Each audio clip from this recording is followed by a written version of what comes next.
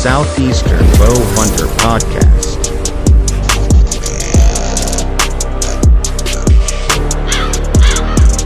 All right, guys, we got Mr. Jason Caldwell from Nose Down Scents. I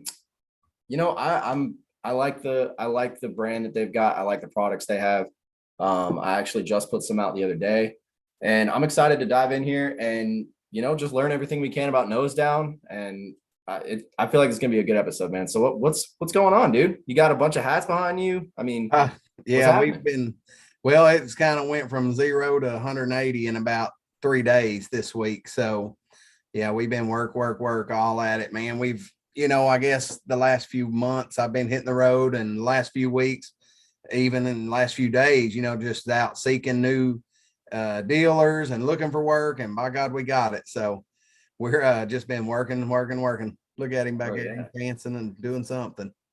Oh, yeah, I'm trying to get you to move over a little bit, bud. Hear him.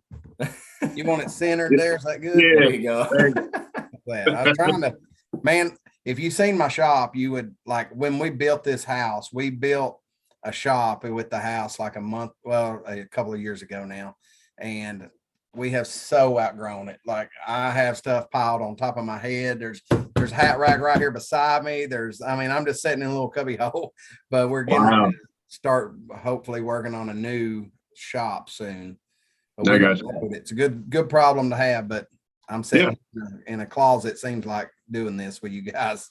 Yeah. I mean, hey, it's good if you start running out of room, when you're doing what you're doing. Yep. No doubt about it. So, but just been hitting the streets, trying to grow the brand and getting it out there as much as we can. And so far it's definitely, you can see the progress in motion. It's definitely getting up there. More and more people are hearing about it. I've seen you guys, in a few stores before I even, really knew about y'all. I just saw it and I was like, oh, that's cool. I should try that out sometime. And, then we went to the World Deer Expo, and y'all's products were out on the table with everybody else that was, working with us. And I was talking to Ryan from Scout Tech. I was like, man, what's up with that Nose Down stuff? So I started looking at it. Yeah. And, I've been trying to learn a lot more about like mock scrapes, get away from the feeding stuff. I still do it, but I want to get more into, like, when I go to public, how I can have a better advantage than just walking in and hoping I see something. Right. So y'all stuff, man, I'm telling you, I used it about a week ago, and that was some of the most pungent, like, it does the job for sure. I got some on my hand and I smelled it for like a day after that. It's so bad. Yeah, definitely following you around. A couple, had a few in the yard. So you definitely want to use it on the downwind side, or up. I guess you don't want to be on the downwind side of it, right? Yeah, I have a few stories about that, man. I've been blown in the face, by other scent products and spilled some on my clothes when I'm in the tree stand. I got you. It's a problem. It can definitely ruin your morning, or make it better depending on the time of year, or make it better. Yeah, right. Maybe not taste good, but the rest of it be okay. Yeah, I'd be lying if I said I didn't experience that my first year hunting. I guarantee it. Yeah, absolutely. But yeah, we're excited, man. We're getting ready to go into the season, and it's been, like I said, every year gets a little busier. And this year it just seems like we're definitely going to tilt the scales this year for, the amount of stores we've landed, the amount of online presence we've gained, and people like you guys out helping us spread the word of the Nose Down Nation. So it seems like it's definitely going to be a good year for us, hopefully. Yeah, man. A product like that, I feel like me and JD both, I feel like I can speak for him. We stand behind it fully, because there's a lot to it. And he and I were talking earlier. I guess we'll just dive right into it. He was mentioning the whole, what, JD, I'll let you ask, because I don't remember how you worded it, but it's something about the CWD stuff. Yeah. So I was reading, when I started, figuring out who y'all were and all that kind of stuff, got online, started reading about the, your product.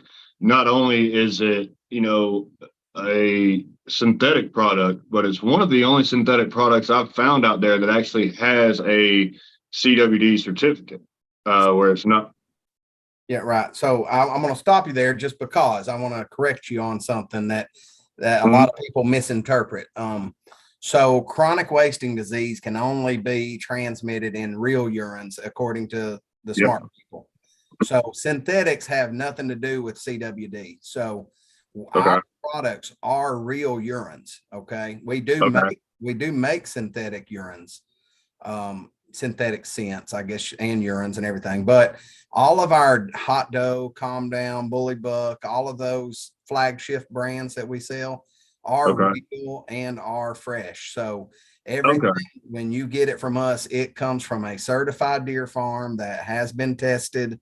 It has every batch of urine. Not only do the deer have to be tested for CWD and all that, the actual urine itself, after it's collected, has to be tested.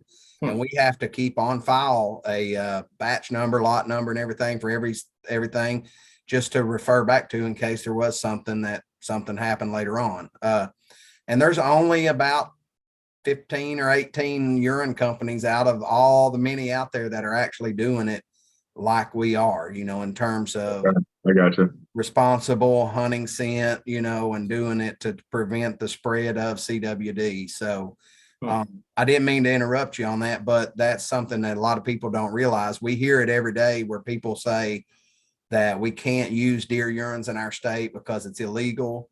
And that's can be true in some areas, because there are states that did ban the use of all deer urines. Yep. There's a lot of states like Georgia, Tennessee, Alabama, and many others that are allowed to use real deer urines, as long as it has that check mark on the bottle that it came from a deer protection program certified farm. And so that's what we are. So okay, well, I'm glad you cleared that up for me. That kind of brings up a little bit more questions. So you're collecting them from deer farms and stuff like that. Or I've heard that sometimes it can mess with the scent itself. If you're using, let's say I'm down in the South and I'm using urine from a deer way up north. okay. Are y'all using from a local farm? And also, do y'all have any type of, does your urine, since it's pure urine, doesn't that usually only have like a 60-day shelf life? So that's a great question. And we do hear that question all the time. And I'm going to be sarcastic in ways I answer it, and then I'm going to be real in the other way. So I'll use me, you, and any other male on the planet. You're not going to notice any girl, whether she's from the North or the South, and you're not going to care. Okay. In that theory. Now, a lot of that goes into the real side of the answer is what they're eating. So, if you are collecting from a deer farm that supplement feeds only straight out of a brown bag, and that's it, and that's all them deer ever see to eat, then the urine's going to smell different. Everything about it's going to smell different. But the farm that we collect from don't have that. They don't have a big major farm.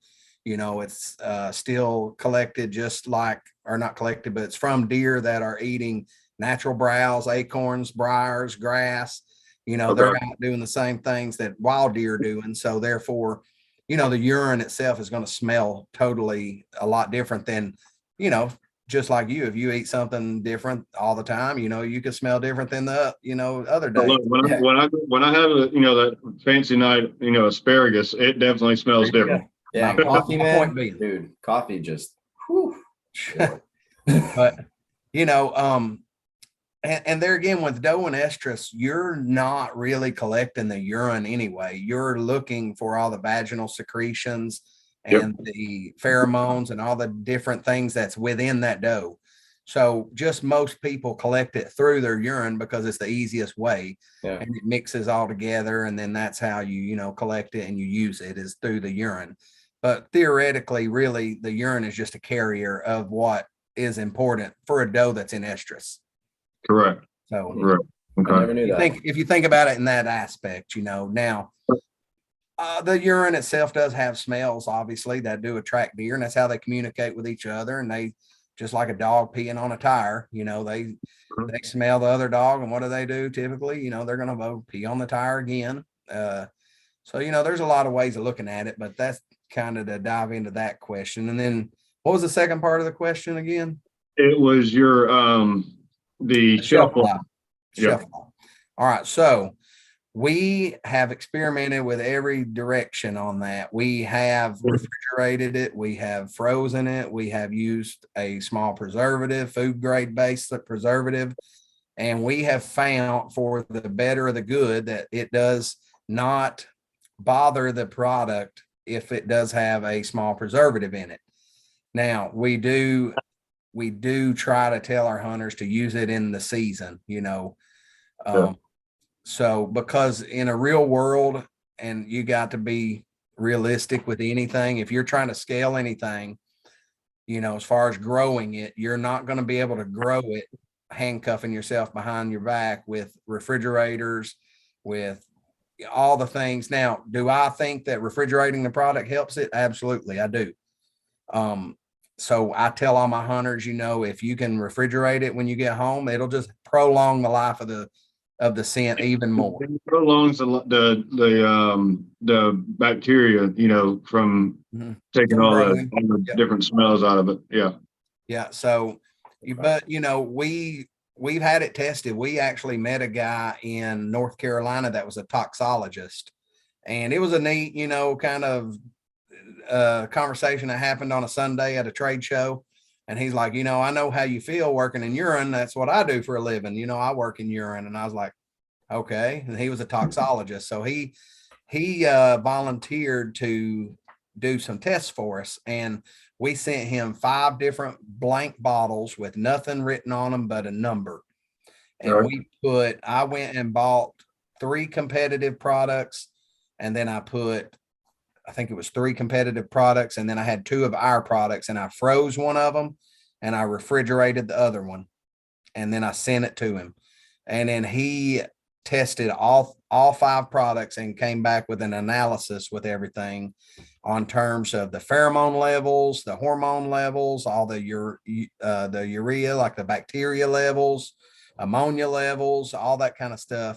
And it was impressive to me. I didn't know how it would turn out. I ain't gonna lie. You don't know how you stack up against other competitors when you're really tested against them. But we found that refrigerating that product did put the most, amount of hormones, pheromones, all that stuff. Freezing it, they determined that it was not healthy for the product, that it actually lost. And this was a test that took a few months to do, because he had to keep it and test it one day, and then had to test it another couple of weeks later and a couple of other weeks later, and just see how the values ever increased or decreased, But everything pointed to where we went with a preservative, and we tested that way, and everything was just the same as refrigeration. So we went with that route just for we can grow it better. We can get it in more people's hands. It makes more sense. And then B, there's not all the liabilities and everything of a refrigerator and going into a store and saying, hey, if you want to sell this, you got to have a refrigerator. Yeah. Because I know you don't really want to probably name names, but where'd you stack up? We were good. We were right there at the very top, 100%. Nice. The other products that we didn't even hold a candle, honestly. Wow. That's the truth. The ammonia levels were like 3 to 4 times higher than ours. Now our product was in a deer a week before he got it in his hands. The other products, who knows how long they were. Right. Yeah. And like I say, he kept that product in his possession for, I want to say it was 6 weeks or so. I can't remember. It's been a year or so ago or more. But he had to freeze it and leave it frozen for an extended period of time, and then thaw it out and test it again. And that was not good for the product at all. We found that, and that kind of surprised me. I figured it would be. Yeah. But it wasn't. Now freezing it over a short period of time, like a 24-hour period or something, didn't do anything. He called it flash freezing. Yep. But a lengthy amount of time didn't do anything for the product but hurt it. And then when we did the just preservative test, it stacked right alongside of being refrigerated, which was where we wanted to be. Gotcha. Well, I'm putting mine in the fridge when we get off of here. Because my backpack as right long now. as it's in don't leave it in your truck. Don't leave it in your backpack in your truck.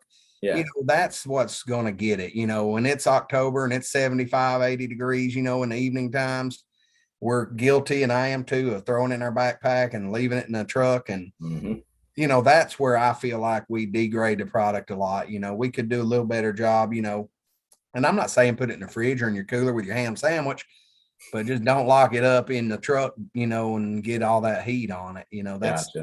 That's like anything. I mean, if you took a leak in a Gatorade bottle and you left it in your truck for a week, it's not going to smell the same. I promise you. Nope. A week later, so, but that's that, as far as the shelf life and preservatives and, testing it against others, that'd be, how that worked out for us. Gotcha. Your product is, right up there with, the top, of all your competitors and all that stuff from your toxicology reports. But as far as just, you as a company, I think y'all been on the road, what, 10 years now? So I was part of another company before Nose Down. I was a partner in it, but I've been in the scent business for around 15 years now. And wow. 4 years of that is with Nose Down. So Nose Down was born in 2019, and I did it completely on my own. And it was basically based off of CWD laws, where I could not even use our own product that I was partners in my home state. So the deer farmer that I was partnered with, he didn't want to go and get, legalized in terms of CWD. It didn't affect him where he lived in his state. So it did affect me where I lived. And so I just couldn't put my name behind something I couldn't legally use. Yeah. So Nose Down was born out of that. So I gotcha. So outside of talking to all the other, Nose Down people that I'm affiliated with, all the customers and all the, all your staff and, all that stuff, besides talking with them, coming directly from you, what is it, in your opinion, that sets Nose Down out from anybody else? That's a great question. That's one I like hearing. Still my question. I like to say it like this: we are not just a deer scent company. We are a brand. We are a wearable brand. We're a cooking brand you're going to see in the kitchen.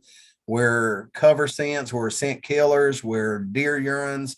We're everything from A to Z on deer hunting, and including the ones that don't believe in deer scents, they still buy our hats.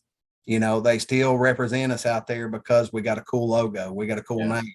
Everybody knows what a buck with his nose down signifies, So, on top of having the best products out there, I mean, if you've never smelled our cover scents, that will give you a really good representation of what we can do to your deer hunting scents. All our cover scents are made by hand here in the shop right behind us. They're not bottled and boxed in from somewhere else. We do every bit of it here in-house. I tell you what, that one, you had one up there at the show, the Geo and Outdoor Blast. I think it was the peanut butter one. And I think I was hungry all day. Yeah, but our dirt's our number one seller in terms, because it's just dirt. But I always say we need to put like a hidden camera up at a trade show. It would be a cool video, to watch everybody's reaction, because it's just, when people smell the dirt, they're like, oh my God, that is dirt. And not to say that anybody can't make dirt smell like dirt, but I challenge anybody to make this dirt smell like any better than this one, Yeah. And I'm gonna have to check that one out, because I've been tinkering around with a lot of cover scents. Like, I know I used Nose Jammer last year. I'm using Camo Dust this year. I'm probably going to get some of that dirt just to give it a shot and see, how it stacks up to the other stuff. I've never actually used the dirt scent. I don't know, it's always been, like the Walmart, what is it? Dead downwind, just spray and pray, Right. So it'd be interesting to try that. Right. We make that kind of stuff too. I should have probably had a couple of bottles. And if in a second I can break over when we do an intermission, I'll bring some back and show you guys. I have a new product that no one's ever seen yet that we'll debut tonight. if you want. Really? Ooh, Yeah. okay. Oh, It actually just all came together today. Actually, just lucky for this show, this podcast that we got it. But we, been tinkering around with a lot of synthetic scents because of CWD laws. They're and to be honest with you, synthetic scents are growing in popularity in terms of scrapes and making and producing mock scrapes, things like that. So Yeah. I felt it necessary to kind of meet that demand. So we I mean, did. And you have to be more conscious about it too, because if you pay attention to the CWD, it's now south of us. Yeah. I was always so worried about it, coming down from the north, but because that's typically where it's all at. But it's now south of us in Florida. So yeah. So let me ask you guys this, and I don't mean to cut y'all off, but if you killed a deer and you had it tested for CWD and it came back positive, would you eat it? I'd eat it. I'd eat it in a heartbeat. So would I. I just wanted to clarify that because That's me. I mean, you don't want to get me started on that, but is it real? Sure. Is it the COVID of deer hunting? Sure. That's what it is to me. It's real. It's a thing. It's out there. But the more you test for anything, the more you're going to find it. Yep. So if you start testing every single deer killed nationwide, you're probably going to find it's in every single state out there. But nobody, they're not doing that. They're just they're behind it, tracking it, in my opinion. they are behind. Yeah, they are. They're behind it, tracking it, and there's it's popped up here, so we got to go there. But that's another podcast for another day. Yeah. But we'll be on here for 3 hours talking about that. That's right. That my opinion don't matter, but that's just my opinion on it. Yeah. But yeah. So one thing I'm curious about, and I've always wondered this, and I'm glad you're on here to hopefully finally answer it. If you can't tell me, just let me know. But how does a company like y'all get the natural stuff from the deer in such an amount that you're able to actually ship it out? Because I've always wondered how scent companies get full on like from a deer. Mm-hmm. I just can't figure out an easy way to do it. So the answer to that is you can't. Once you get to a certain point, you got a capacity. Yeah. And fresh only has a certain capacity. And we've not broken that capacity yet. We are still able to produce fresh, days old. And, like with me personally, I don't mind telling anybody, we forecast what we're going to sell. Mm-hmm. And we order according to from our deer farmer. I don't own a deer farm. I don't tell no lies. We work hand in hand. We did own a deer farm with another guy. So we met some people that do own farms, and that's who we use. But we talk every day, almost every day, and we order according to that. And we start ramping up orders, or our orders of fresh scent in as our, season gets closer. Mm-hmm. So to answer your question, if you see us in big box stores and across the country, there's no way you can do it literally. Yeah. I don't give a dang what anybody tells you, they're lying to you because, we run our butt off back here every day, all day, because we're trying to do it that way. Mm-hmm. And there may come a day where we can't do it that way. And certain box stores, do get, scent that's preservatives, things like that. I don't know. I can't answer that because we're not there yet. Yeah. So do you think that because of that, the stuff that's in the big box stores is more of a preservative than an actual urine? I don't know. They're not more of a preservative than actual urine. What they are is they're an older collected product. So, your bigger box or your bigger brands are shipping, or they're collecting scent this year for next year already, or the year after. And I know that for a fact, just being in the business. Some of your bigger brands, and I won't name names, but I know the farmers that collect their scent, and they are packaging scent for them guys already 2025. Oh, wow. Because their POs are so full. Yeah. They already have their 24s, it's just, it's just the way it is. I mean, when you're talking millions and millions of orders and dollars, and they're not going to turn it down. They're not. I just don't see how they can, if it's that long and they're already making orders for 2 years from now, mm-hmm. how the hell is it still fresh? Yeah. How does it even still sometimes work?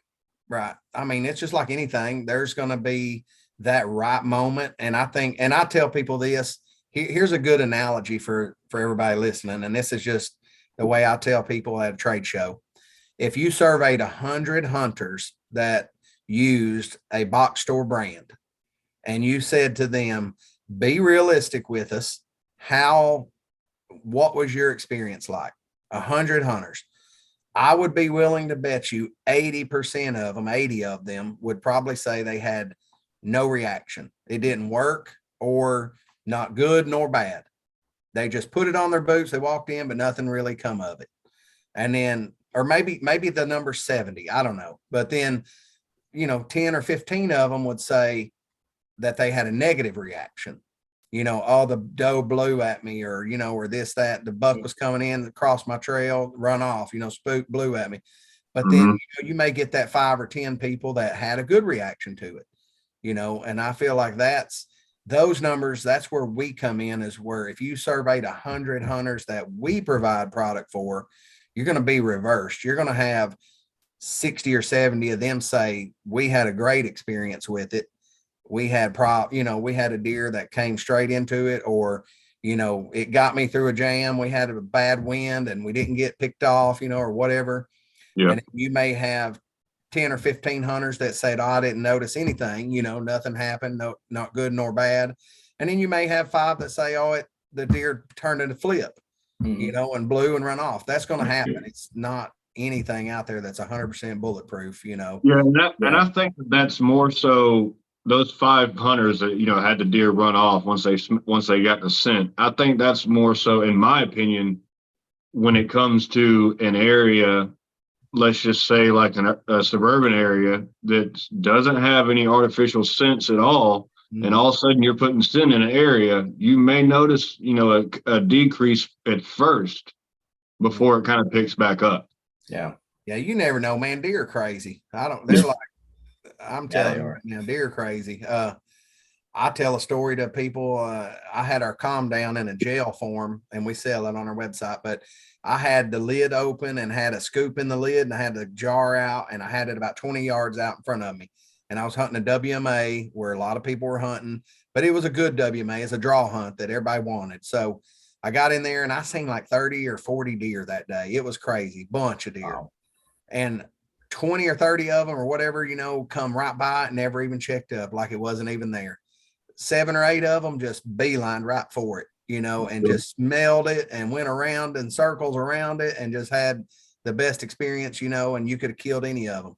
And then one big old doe, she did a backflip, turned inside out, just spooked, run everywhere. And I'm like, I mean, why? 30 right. plus deer didn't even do nothing but that one crazy one. And you're just going to have that happen occasionally, there's no getting around it. Yeah. I mean, all the many times that I've seen deer do different things, I don't think I've seen one do pretty much the same thing. Like last year, I was hunting with JD up in Cobb County, and I had this, probably like a 1.5-year-old. Now, 1.5-year-old deer is not the smartest thing on the planet, but the tree I was in, I was only JD, like maybe 10, 12 feet up. Like I was not that high up. Yeah. And this dude comes walking out from my right at about 20, 25 yards, comes straight to me because I was right next to a feed tree. And he looks up right at me and just doesn't even care. Keeps going. A year before that, I was on public, saw like probably pretty much the biggest deer I've ever seen, come from behind me, didn't know he was there, thought he was a squirrel, whatever, turned around. He looks right up and he's gone. Now, again, he's probably 4 or 5 years old.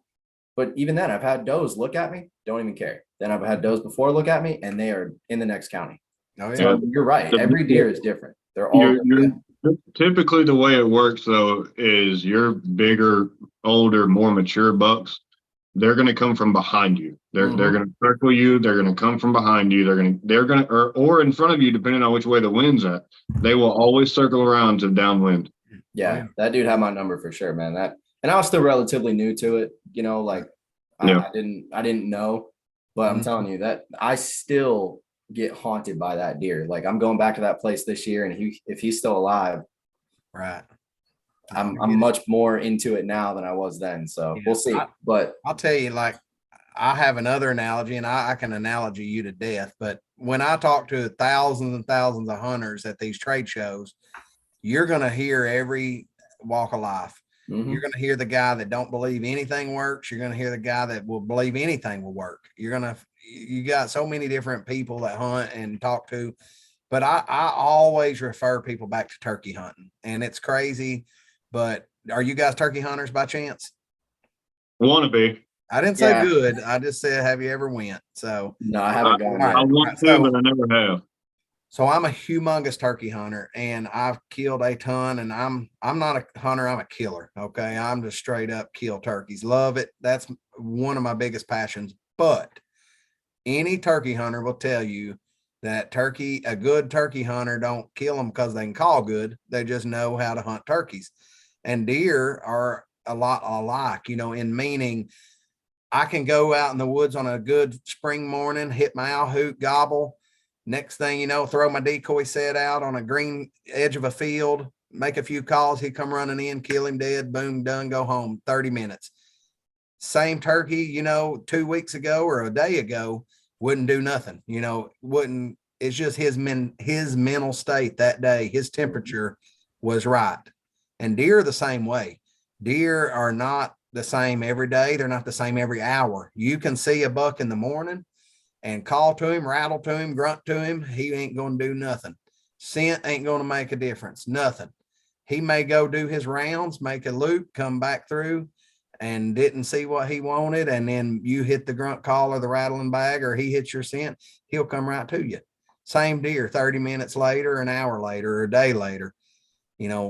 People just get in their mind that this stuff is ABC and it works this way and that way only. That's wrong. Making mock scrapes from bedding area scents to scent killers to body wash to washing your clothes. We all do all this stuff, and we do it in terms to make our chances better, but there again, it's all down to the deer, a lot of times, most of the time. Yeah. But that's just my 2 cents on it. And I think any turkey hunter listening will tell you, there's not a perfect set every single time. You can never know when a strutting decoy is going to work, or a lone hen or a jake, and it's no difference with a deer. You never know what mental state that deer's going to be in, or if he's going to react to this or that. You just got to throw it at him and see what sticks. Yep. I saw you got some more of your plot stuff. You still this late in the game trying to grow some more? What is it now? On your Facebook, I thought I saw you got some more grow plot stuff today. Yeah, you got some of that lucky 7, didn't you? Yeah, I'm running up in the morning to my property in Illinois, just like a quick trip. I'm going to go up there calling for rain this weekend. Yeah. So last year I put in the prettiest food plot you ever put in, and it got dry and never done nothing. So this year I'm going to try to avoid that. So I got you. Typically speaking, I would buy stuff that I know from other guys that are in the business, Yeah. But it was just kind of like, man, I've been so busy. I'm running late. And I did the same thing I tell people not to do. But just ran in and grabbed what I could grab. I just saw your post, and I'm like, man, that's kind of late in the game. We're going to say, dude. But for Illinois, it's not, because they don't even start till October 1st. Yeah, no. Yeah. Are you from Illinois? Negative. No, okay. I fell in love with that place. That's where my roots took up with the deer scent side. That's where our farm was at before. And I just found a place up there that I liked. It was priced right, and I bought it. So there you go. Yeah, I got it. I'm biased because I'm from Illinois, and when I was a little kid, we used to watch those big northern bucks in the field all the time. So when you said that, I was like, shoot, man.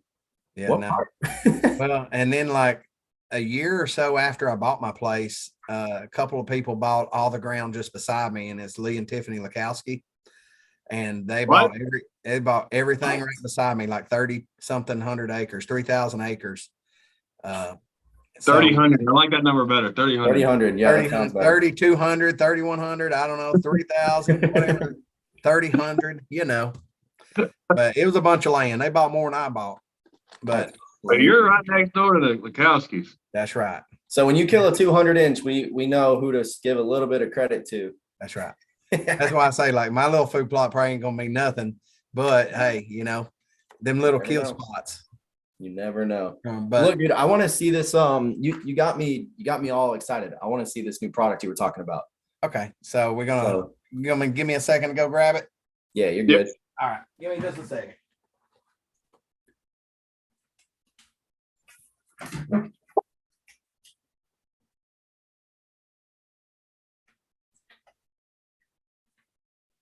All right. So we're going to start with a couple of things here. That's not Hold up. okay. He's in the restroom. All right, that's cool. No big deal. All's well. Yep. Oh, So while I still got you on here, we kind of talked about some of your scents and some of your cover scents and all that kind of stuff. How is how's your seasoning side going? we are doing it's weird, man. It's a weird game, but when we're at trade shows, we do very well with it. People can try it, they can taste it, and Yep. it's amazing, and people buy it. And then when it hits the big, the retail side, it sometimes has a tendency to sit there because there's so many. The market saturated, but we've seen a big time increase the last couple of months. That's So good. it's doing good. I mean, we That's sell good. a lot of it. And I always pick on people, man. People don't know how to cook like we do in the South. That's true. We That's got very good true. food, man, and all these meat rubs, they good old fashioned, bad for you stuff, probably. Yeah. But it tastes I'll be good. honest with you. I'm one of those that, if it's cooked right, I ain't putting nothing on it. Right. Oh I'll be yeah. honest with you. I mean, I Yeah. love seasoning, but if it's If it ain't if it's right, done I'm right, on there to help it. Oh, I'm Yeah. telling you right now, if you try these meat rubs, man, and I don't make them, I don't take claim to making them. We met a guy that was at a show and we fell in love with his meat rubs and we started working with him and he's my co-packer for it. So Okay. I will tell everybody the truth on that. It's just that all my hunters are meat eaters and I felt like it made sense. And we have sold thousands and thousands of bottles of his meat rubs under our, packaging, and it's amazing stuff. I mean, if you are going to try anything, try them. They're great. Okay. yeah, I I'm gonna will. order some. So, I'm all definitely. right. So I'm going to get to this, but I'm going to show some people people ask me all the time what I use. Okay. All right. So I think it's a good thing. I told you earlier that dirt's my number one seller. That's not what I use. Okay. White oak acorn is what I use. That's my number one scent that I go in the woods with in terms of And it's all depending on where you hunt too. I don't care where I hunt personally. Really? I'm using Okay. white oak acorn in a cedar thicket, in a cornfield. That's just me because I have had so much good luck with it. Okay. We go on a hog hunt in Alabama every January, and there's not a white oak tree within 30 or 100 miles of that place, probably. And I'm using it, and we have deer track us to our tree. We'll have hogs. Wow. Just because of the stuff that I know what's in it. There's a vanilla smell to it, things like that. And there's an attraction side to it. So it's a very good product. Well, since you touched on that, I'm sorry to interrupt you. Good. You talked about the vanilla. So Right. the stuff that Eric was talking about earlier, the nose jammer, Mhm. me and him both use that, and it does have a vanilla scent to it. Very Now, fun. early season, that stuff will cover me alive in yellow jackets. Oh yeah. Oh, dude. So I don't use is it early is season. yours gonna do that too? Negative. Now we're, Okay. and I can't speak for that brand, but I can speak for ours and say everything in ours is water-based. So Okay. all you're going to get out of ours is a water texture onto you, no oil-based substance. Yeah, that stuff is sticky. Yeah. Oh, yeah. Oh, yeah. Yeah. So you can literally take any of our cover scents. You could just pour it onto your hand and rub it in, and it's just going to be just dried in no time with no residue. Okay. And we've sold, I couldn't That's tell you how many thousands and thousands. The only thing we ever hear, and this is honest God's truth about feedback with the product, is if I sell it to you, your neighbor's going to buy it next year. Your buddy's going to buy it next year because 99% of our customers come back and they'll bring a friend. Yep. And, it ain't because we're covering you up with, gnats and yellow jackets and Right. everything else. I'll give you a little bit of feedback before we get into the rest of your stuff. Okay. I only have one little qualm. Okay. Oh, boy. Bigger bottles. Bigger bottles Yeah. for the All of it. sense. All of it. Well, I will tell you a story about that. Okay. We had 8-ounce bottles once upon a time, and everybody complained that they were too big for the backpacks. And they would say, you need to make a smaller bottle. And to be honest, we went to the 4-ounce bottles. It's half the bottle, and we cut the price in half. So it was the exact same amount of product per ounce, for the amount of money you were spending. Mhm. Right. And it fits right in your backpack. So, and to number 2 on that is the atomizer in the little bottles is such a fine mist spray that the bigger bottles like these, like the trigger sprayers, you're going to see that you're going to use way more product out of that bigger bottle that's wasted, that's just going to hit the ground, and not get on you than these little bottles are. And it never fails. Every single show we go to, we'll have guys come in, they'll be like, I bought it last year. And I said, well, how did you like it? And they'll be like, oh, we loved it. We use it every hunt. And I'm like, okay, cool. You need to restock then. Let's get you some more. They're like, oh man, we still got 2 bottles left. I don't need no more. So I'm like, I'm going to go to a smaller bottle, boys. Y'all going to have to, but no, I mean, it goes a long, long way. I mean, it really does. And you're not going to find many people that hunt more than I do come season. And I'm in the woods 4 out of 6, 7 days, and you got to know I'm going to use it. Yeah. And I can tell you, those little 4-ounce bottles, they'll go, I mean, I can hunt 3 weeks straight using it morning and evening, and you still ain't going to be out. Yeah. I mean, when I put it out in a mock scrape last week, I covered the scrape that I already had out there in it. Yeah. Covered the branch. And then I looked at it to see, like what you were saying, how much was being used, but brand new.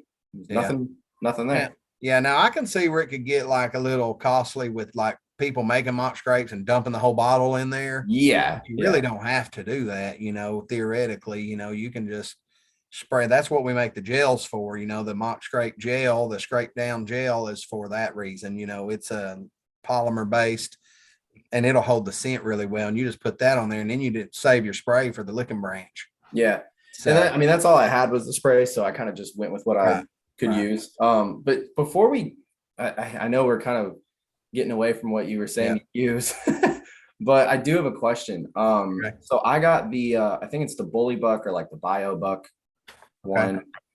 Would that be something to use right now when you're trying to make mock scrapes before season starts to get them to start hitting it? Yeah, you can absolutely. Gotcha. So to clear that up a little, Bio Buck is our synthetic version of Bully Buck. Okay, that's what I've got. For the states that can't use real urines or the people that just don't want to use real urines, that's what Bio Buck is. It's our artificial buck, hence the name Bio Buck. Our Bully Buck is collected fresh, it's 100% buck urine only. Gotcha. Yeah, I put the calm down in mine last week.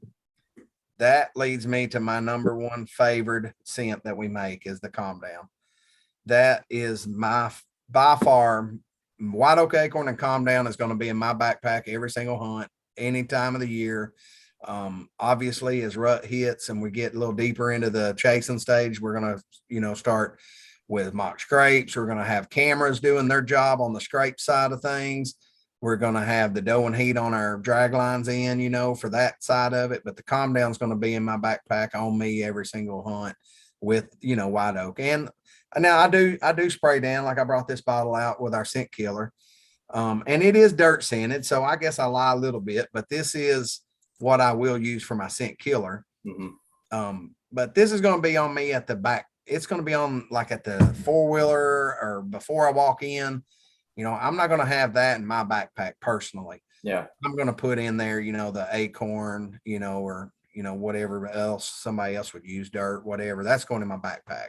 Gotcha. So like, what is the Calm Down? Because I've seen, some other stuff that has a similar name, but like what applications would you use that for compared to like a Bio Buck or a Bully Buck or something like that? So Calm Down, it's 2 things. It's curiosity and it's calming. Okay. So I have seen multiple does that should have, would have, could have, blew and run off, but just could not stand it and ease right into the set, just tiptoeing all the way in and just neck stretched out, and they eat a rage, just cause of it. But it's just a bedding area / calming / curiosity scent. It's made of a gland based scent. So all the glands that are in all the glands that are in whitetails are in that bottle. And it's not just sex glands. It's not just all the buck's glands. It's all the glands. So that's how we make it. And it's a very expensive process. 1 5-gallon bucket, when I mix it, runs me about $1,100.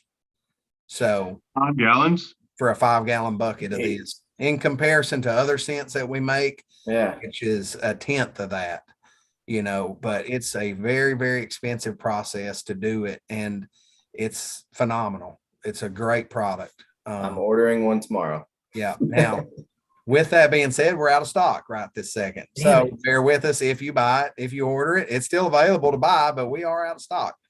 Our FedEx guy in Memphis decided to body slam it in his trailer. And so hence we had to get more products sent to make it. It didn't show up last week when it was supposed to have, and I knew something was wrong. So we start tracking it, and it got damaged in delivery. And I had hated to have been that FedEx guy and his whole day. But that'd have been terrible. Yeah. So, but anyway, that's what Calm Down is. It's just going to be a all season from start, very first day of bow season, all the way to the very last day of deer season. Ways I use it personally is I'll put it on my boots. I'll put it where a shot's presented. I'll put it around the tree that I'm in, like when I'm sitting there and there's, it's early season. It's velvet hunt in Tennessee, 2 weeks. It's going to be 800 degrees, and you're going to sweat your sack off getting in the tree. And this is going to be a good product to sit there and put all around you, on the leaves all out in front of you, because most people are going to leave some canopy there, just to give you that extra cover up. But then I'm going to go out there 20, 30 yards, wherever I want that shot, and I'm going to spray some on some of the canopy there, some of the vegetation. I'm going to put it on my boots walking in. And like I say, I've told that story 100 times and had people come back to the shows and they'll be like, dude, I got to show you something. Like, what do you got? And they'll show me a picture of their feet and a deer through the ladder stand, it's like that sucker come straight to my tree and smelled the ladder that I climbed up, like, I hope you stuck a rage through that thing or whatever, and it's like, I couldn't believe it, it was amazing. And so it's my number one scent that I can say, I will almost bet you money you'll have a positive result out of it, if you I'm glad I got some. Yeah, I'm definitely going to get some. So with all else, here we go. You ready? Yeah. So we decided that there was we have 3 different synthetic scents right now. We have a buck scent, we have a doe scent, and we have a bedding area scent. But what we didn't have is something for tarsals, tarsal glands and things like that. So we went after it, and we created this one here. It's called Tarsal Extreme. So this is going to be a synthetic version. So it's not real. It don't have any deer factors in it whatsoever, but it's 100% mimicking the smell of tarsal gland. Buck pissed on a tarsal gland on him. That's kind of the smell here, but it's a synthetic version. It's called Tarsal Extreme. It's available on our website now. So that's the new one. Like I said, not a big deal, but it's pretty big to us. When you can create and replicate a smell of a deer, it's kind of a big deal. Yeah, dude, that's awesome. So what applications would you use that for? I mean, scrapes. Like me that's learning still. Yeah, I would put it in mock scrapes. Okay. Yeah, so it'll tell you on the bottle here, it'll say apply generous amount of Tarsal Extreme in existing scrapes or make new mock scrapes. Gotcha. When to use would be your summertime scrapes, your pre-rut scrapes, and then of course during the rut, deer are still going to visit scrapes. So that is our answer to, our scrape down that people use that are in the real urine states. That's our version of that in a synthetic form. Hell yeah. Well, I'm definitely gonna be using some of that. Yeah. All right. So Sure. who's gonna be your first testers for that? To be honest with you, I've already been testing it myself. Yeah. And had pretty good results with it. But you can definitely be one of our testers if that's where you're going with this. We will definitely hook you up. Okay. I mean, we'd appreciate it. Right on. That's awesome, man. Yeah, because I've got I'm going to actually tomorrow after work, I'm going to this public land spot where we're doing our first annual Southeastern Bow Hunter 3D shoot. Okay. Sunday, I'm going out there to pull some cameras that are over mock scrapes that I put out back in July, like early July. And so I'm taking the nose down stuff with me. I'm gonna go put it out in both those mock scrapes. And I got that. I've got 2 private spots I need to go freshen up because, dude, I don't know what it is about this week or the past 2 weeks, but every single time I go to put this stuff out, it rains that night. And it's just it never fails. Yeah, it's gone. So yeah, I might have to hit that if it doesn't end up raining. But it never fails. That's the thing, though. Like, and I'll tell you, man, mock scrapes in summertime, they are hit and miss. Mm-hmm. If you are, I mean, I don't, like I said, I don't fill people full of mud. I put out 10 mock scrapes, 2 of them may take summertime. Yeah. And it's just a trial and error, move them around, figure out. But you really got to get in that bedroom, in my opinion, in the summertime or on the edge of like a feed source, like a bean field or a whatever you're in, But so that's kind of summertime scrapes to me are kind of iffy, but man, we have a ton of people that send us pictures and I'm like, damn, I wish I could get mine to do that all the time. Every time they put it out, like big old bucks come running into them. So Eric kind of touched on earlier about, the rain and all that kind of stuff. What I've not to name names, but there's some other guys that have, the scent release time, gel or the beads or something like that. Where does like your sprays, how does it kind of, withstand the rain? There's nothing going to withstand rain, heavy downpours, and that's just a fact. Right. And even we make, I would call it a time release capsule with our polymer gels, gel. That's right. But vice versa, they absorb moisture. So anything that hits it, it's going to pull it in and push out whatever else is in it. So, a little rain can do great. A lot of rain is going to be a bad, no bueno. Yeah. But that's just that. There ain't nothing you can do about, Mother Nature. Yeah, that's true. Explain to me, if you can, the whole idea, because I've heard 2 different things that some people will say, oh, if it rains, like say when you're going to pull camera cards, it rains after or during or whatever, and they say, oh, your scent's washed away. Mm-hmm. Then I've heard other guys say it actually holds it there. It makes it worse because the deer's nose can, smell better after a rain. Right. So with like the whole scent thing, is it maybe possible that that's happening too, or is it just washing that out? Well, it just there again, I feel like it depends on the amount of rain. If you're having one of these thunderstorms like we've been having the last few days, man, it's going to hit and wash everything away. Gotcha. You have just a brief shower in the morning or whatnot, then I agree. It's going to hold it in and, be a hindrance or a help, one or the other. Okay. Gotcha. So that's just, it's just one of those things, man. You hear a bunch of old wives' tales that I get it, want to believe or I don't know or whatever. So I figured I'd ask you. You're the scent man. So oh man, yeah. Well, I'm not a weather man, but I think that in my opinion, that would be what my answer would be: is that heavy rains you're going to wash you away, and the others, it's going to help or whatever you're after. If you got the deer urine in there, I think it's going to enhance it a little. Your scent also is going to be there a little more. Like he said, deer going to smell it. But gotcha. Cool, man. Well, look, I don't want to hold you up too long. I know you got that long trip tomorrow, and I think we're creeping up on about an hour. So I guess before we wrap this up, because we could honestly go for 3 more hours if we needed to. But I mean, do a shameless plug. What's going on? You just dropped a new product that we are definitely going to be using, but what else is happening with, nose down? What do people need to know? Okay. So probably the first thing I would say is next weekend, we will be in Perry, Georgia I'm not sure when you'll drop this episode, but Probably the week after.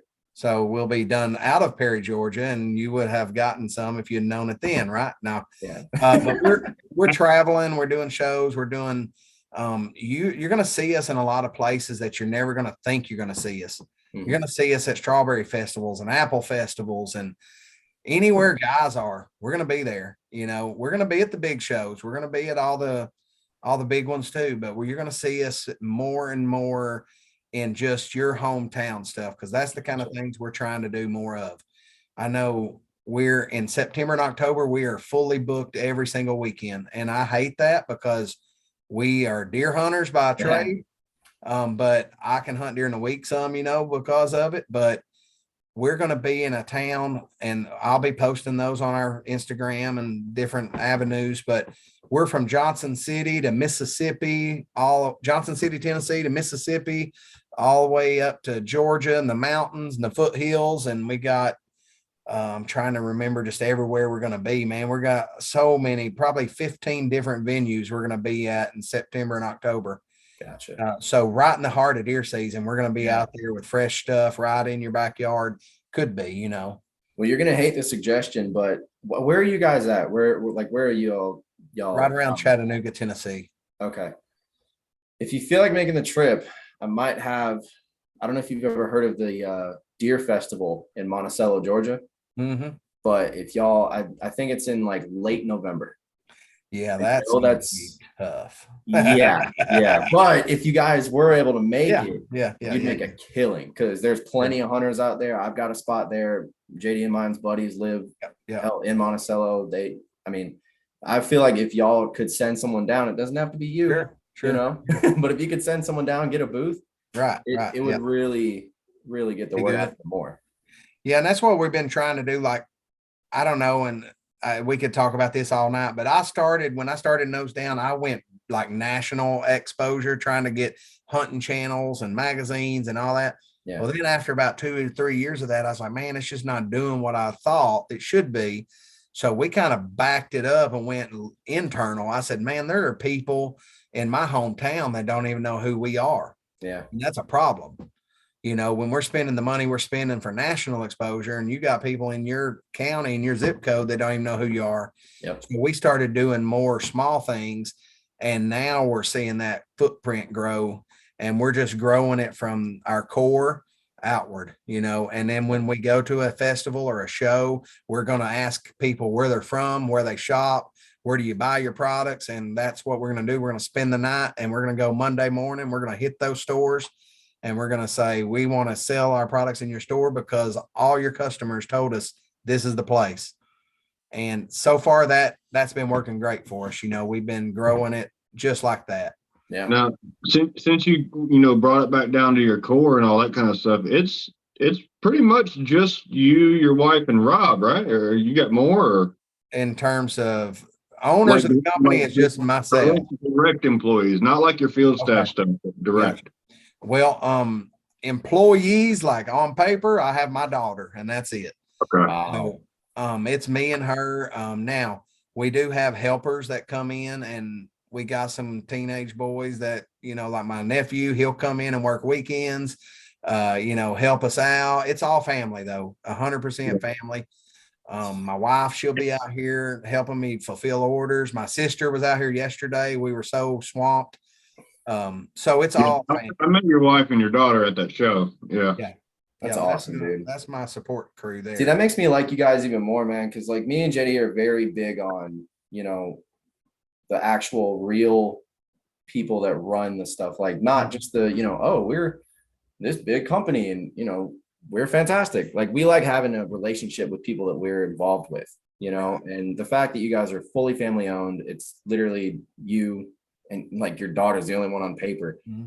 I respect that a lot because that keeps it genuine. It's a genuine thing. It's not just, hey, we make the same product as 30 other people, come buy it for $1 more. You know what I mean? Right. Yeah, no, I agree 100%. And, like I said, we're different in the aspect that we're family owned. Yeah, we're small. We're keeping it to our core. But we got a cool logo and we got a cool name. And we got a lot of cool hats. Yeah. I love the logo, man. Like I'm telling you what, I'm I'm probably going to be decked out and nose down constantly because it's just, Yeah. it's such a badass logo. Yeah, we sell hats from coast to coast. I mean, we ship them everywhere every day, from Washington, Oregon, all the way to north and south, east and west, and in shows we slam it. So our apparel game is stupid strong. And if you guys like hats, like 99% of the guys do, you definitely should check out the website for that. Yeah, I need to get a few more. When I was looking at mine, I actually had a problem trying to figure out which one because there's so many awesome logos. Show them which one you got on there. Is that the Freezer? I got the Freezer Queen. Yeah. That's right. The Freezer Queen, guys. Look at there. Yeah, buddy. That's what we should have named the podcast, Freezer Queen Podcast. There you go. I like having fun. I like joking with people. Anybody that knows me is going to see it. You know, we go to a show, we're going to have a good time. You know, Oh yeah, we may not sell a damn bottle of scent. We're going to have a good time. Yeah. So that's kind of where I take with my apparel and stuff. I try to think of little catchphrases, and I'll show you our number one hat right here. That one right there has been one of our best sellers. It's the tree chicken. That's hilarious. Yeah, we got the tree chicken, and then like if you want the Pimp Daddy hat, we got the white rope. Okay. So I mean, we got everything from squirrel hunters to Saturday night or golfing. Yeah. We got fishing hats. We got, I mean, you name it, we got it. Yeah, and I like the Chick-fil-A pull off with the eat more chicken. I got the shirt. We eat more deer. Yep. So that's we did really good with that one too. So maybe right here the eat more deer. Yep. There you go. That's probably the one I'm gonna get. I like that. Yeah, I like that a lot. Of course, you got to always think about if it's brown, it's down. That's it. It's brown. That's our political slogan for the year. Brown is down. Dude, you don't know what you just did. JD, we're in a group chat with a bunch of local guys we hunt with, and he's been changing the name of it every 30 minutes, and he just changed it to if it's brown, it's down. That's right. I think you might have just struck a chord with him on that one. And then we got even our legacy hats. That's the kid and his dad. Oh, that's awesome. Turkey hunt. That's cool. That is cool. Yeah. So, we got to have. I like the old camo on that. Right. Yeah, it's popular right now. But that's what I would wrap it up with, man. Is just if you can't see us at a show or an event somewhere, look us up on TikTok or Instagram or any of our social media outlets. We're on them all. We have our websites fully functional. All of those hats are there. And if you can't find any of that, my golly, if you can't get a hold of me, you're not trying too hard because my number's based on everything we got. So gotcha. If you have any questions or anything at all you need, just shoot us a text or an email or a DM, whatever you do. Awesome, dude. Well, look, we had a good time, man. This honestly has been one of the better podcasts I think we've had in a long time. Cool. Just because it's so, we're fully behind it. We're going to be using the product. And Jason, you're just a badass dude, man. I hope that your trip and everything goes well, dude. And look, if you get photos of a big, northern buck, I mean, don't be too shy to send it to us because we can't make the trip. So I got you. Yeah, we'll definitely keep you in mind on that one. Awesome. All right, guys. I appreciate it, dude. Thank you. All right, man. You got it, man. Have a great day, guys. Keep your nose down. Will do.